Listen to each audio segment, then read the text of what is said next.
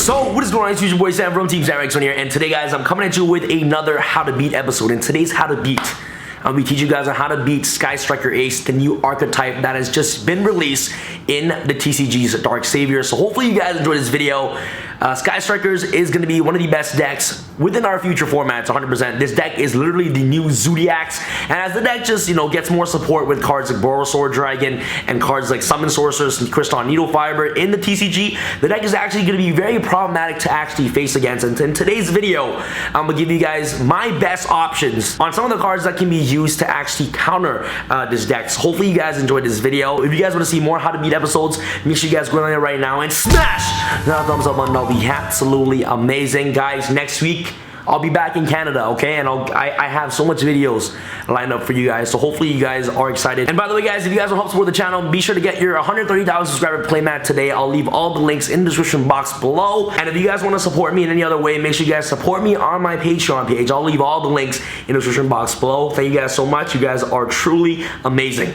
Okay guys, actually before I get started with showing you guys some cards that actually help counter this deck, let me give you guys a brief overview on what the deck does. And by giving you guys a brief overview, you guys can already brainstorm ideas on using your own cards to actually beat this deck. Sky Striker is an archetype that is reliant on searching cards directly from the deck to their hand. They are reliant on having no monsters in the main monster zones to activate most of their cards. And third, they're actually reliant on actually having cards in the graveyard. So to give you guys an idea, what are some cards that can help you guys stop searching? What are some cards that help put monsters in the main monster zone?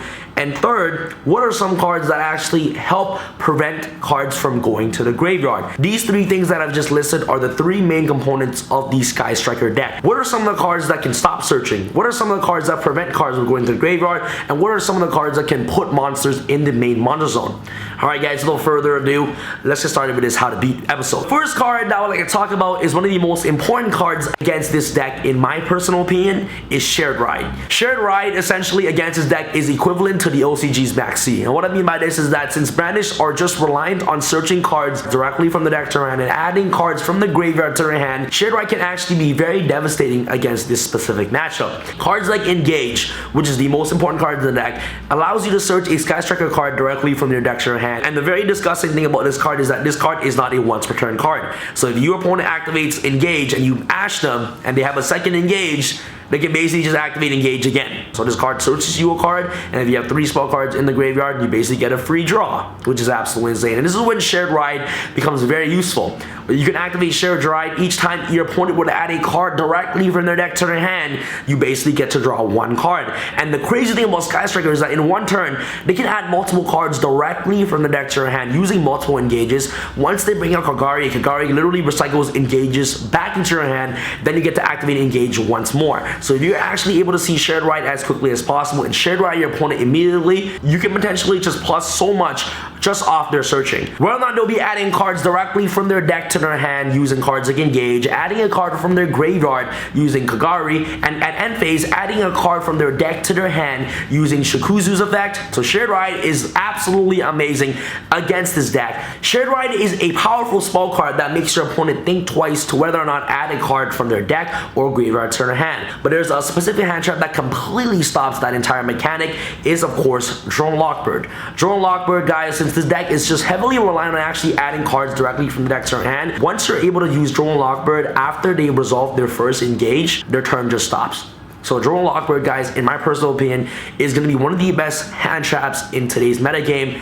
Obviously, we don't have Maxi, so Drone Lockbird has to be the best card to actually help counter this deck, because the deck is just heavily reliant on actually searching cards directly from their deck to their hand. As I talked to you guys about it before, the deck is just heavily reliant on actually adding cards directly from the deck to their hand. So Shared Ride makes your opponent think twice, because they have to think, okay, if I add cards from the graveyard or deck to the hand, my opponent would draw cards. But Drone Lockbird literally stops that. Your opponent is not adding anything. Other cards that actually help counter this deck are Kaijus, and the reason why Kaijus is very powerful against this specific matchup is because this deck is just relying on actually having no monsters in their main monster zone. So usually during the end of their turn, they'll have cards like Sky Striker Ace Shizuku on the board, which is the water one, with like 4 back rows with cards like Widow Anchors, which is actually pretty hard to actually deal against if you don't have the proper out to that specific board.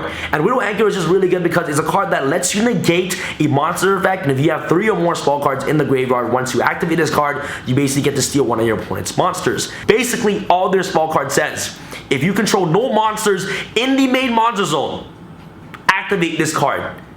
This does this if you have no cards in the main monster zone. So the deck is just relying on actually having no monsters in the main monster zone. So what's one of the best ways to actually put a monster in the main monster zone? Kaiju. Just kaiju it, and the kaiju will be placed in the main monster zone. So those two back rolls, which is the 2 Widow Anchor, will essentially become dead for the entire turn.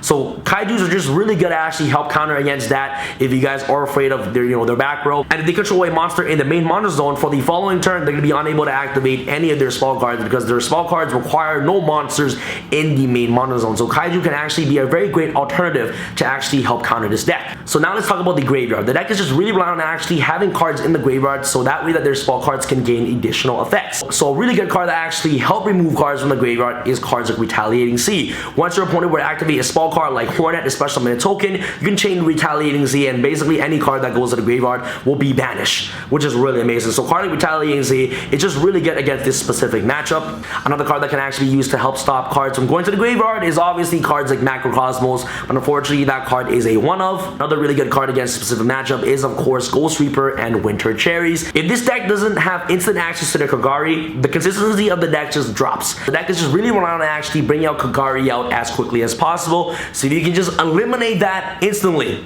by using Ghost Reaper and Winter Cherries to actually banish the Kagari, you pretty much have an upper advantage against this specific matchup. Kagari is one of the best cards in the deck because it obviously helps you recycle cards like Engage from the graveyard, so you can just constantly getting your resources to their hand as quickly as possible. But if you can just eliminate that instantly, they won't have that access to Kagari, which means that their consistency will literally drop if you get rid of Kagari as quickly as possible. But the problem is you literally need to, know how to time the Kagari correctly. The best way to actually Ghost Reaper and Winter Cherries your opponent is once they use the Hornet to bring out the token. Once they bring out the token, you can Ghost Reaper the Kagari instantly, so that way that they can't access Kagari.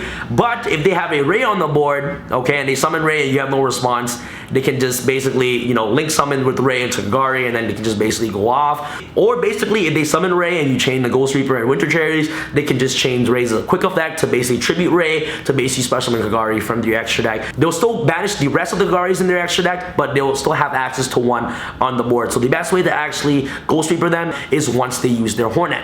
Another really good card against this deck is obviously Twin Twister. The deck is just really heavily reliant on actually setting their back rolls with cards like Infinite Impermanence. The deck is just really notorious for setting a lot of back rolls, especially with multiple Widow Anchors in their back row. So if you can instantly activate Twin Twister to actually clear their back row, they won't have access to Widow Anchors and things like that. So having back row removal against this specific matchup, cards like Heavy Storm Duster or cards like Twin Twisters are also another great alternative to actually help counter this deck. Also, cards like Sky Striker Ace multi-roll allows you to reset their spell cards from their graveyard to their side of the field. But once they leave the field, they are banished. So if you can basically target the cards that are brought back with multi-roll, with Twin Twisters or Mystical Space Typhoon, those cards will be completely banished because of multi-roll's effects. Other floodgates that are just really good against this deck are floodgates like Imperial Order and also Anti-Spell Fragment, since the deck is just heavily reliant on actually activating their spell cards. Anti-Spell literally slows them down for 2 turns, which is absolutely devastating, and Imperial Order just literally shuts the entire deck down. Good single monster that help instantly shuts down this deck as a whole is of course the Tree Beast. So if you are a deck that can somehow get access to the Tree Beast and you can consistently make that card against the Brandish matchup, you literally just win the duel because the deck is just really heavily reliant on actually using their spell cards, and once they bring on the Tree Beast and they have all spell cards in their hand, they basically just lose the duel. Alright guys, so that's pretty much it for this video. Hopefully you guys enjoyed this how to beat episode. The deck is just super consistent. The deck is going to be very powerful within the near future. The deck is still very powerful right now, okay? Even though that the deck doesn't have their full entire support, we're missing Hayate, they're still missing Summon Sorcerers and also Crystal Needle Fiber, which can help consistently make OTKs. So once those cards come out into the TCG, the deck is just going to be very powerful. So these are some of the card choices that you guys can actually use to beat this specific matchup. If you guys have any own card choices or anything else that I'm missing in this video, please make sure you guys leave it in the comment section below. That'll be absolutely amazing. Guys, leave your comments and your thoughts about this deck in the comment section below. 2 hours when this video is uploaded, I'll be answering, you know, comments. I'll be trying my best to answer comments and liking your comments. So if you guys go ahead and do that right now, that'll be absolutely amazing. Go down there and comment and smash the thumbs up button. Help support the channel, guys. Hopefully you guys enjoyed this video. If you guys want to see more videos like these, make sure you guys go down there right now and smash that thumbs up button. That'll be absolutely amazing. I'm coming back to Canada next week, so stay tuned for more videos, guys. Thank you guys so much, and here is a video on how to beat Sky Strikers. Thank you guys so much for watching. This is Sam from TeamSamuraiX1. I'm signing out. All right, guys. Peace. I feel like Usain in the cheetah print. Talk fresh game, I don't need a minute. R.I.P. the game, I need a minute. Okay, let's proceed with it. I'm in the house, got the deed with it. These bozos always sneak this and they taking shots. I'm a king with it. Like no, this league business.